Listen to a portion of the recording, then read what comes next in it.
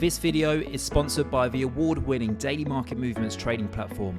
To open a live or demo account, simply visit dmmtradingplatform.com. Hello guys, it's Max here from Daily Market Movements. Welcome to another episode where today we're going to be analysing the silver futures chart.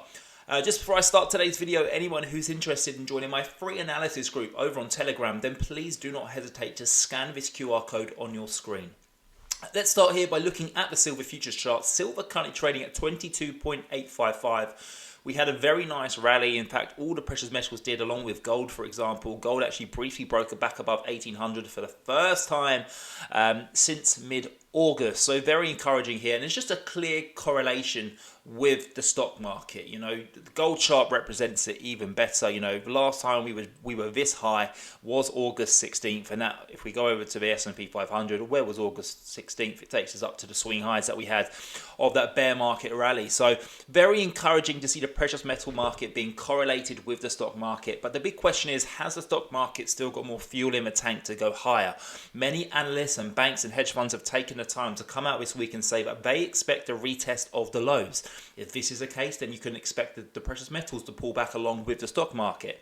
But then again, on the other side, it's a very problematic outview, because there's many positive things happening in the markets right now. A few is that the jobs number comes out in approximately 2 hours' time. That's probably expected to come in a lot lower than expected if it's if it follows the jobs number that we heard on Wednesday. Inflation is falling like a rock. We've already had evidence of that. We had the manufacturing PMI, which come in lower than expected. We had the Chicago PMI that come in significantly lower than expected.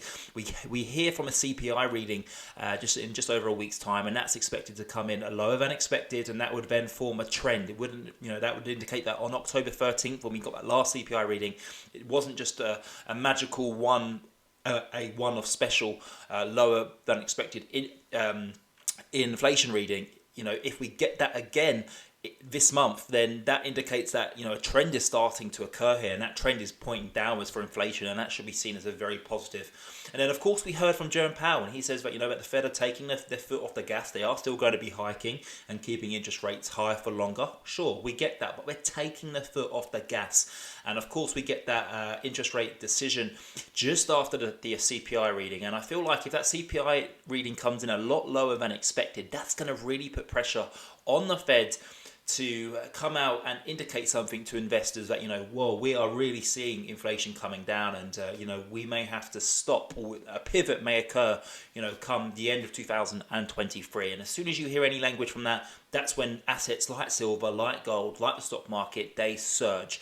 So that's what, if you're a silver futures trader, that's what you're hoping for. That's what you're looking for. You're looking for that jobs number to come in a lot weaker than expected later on.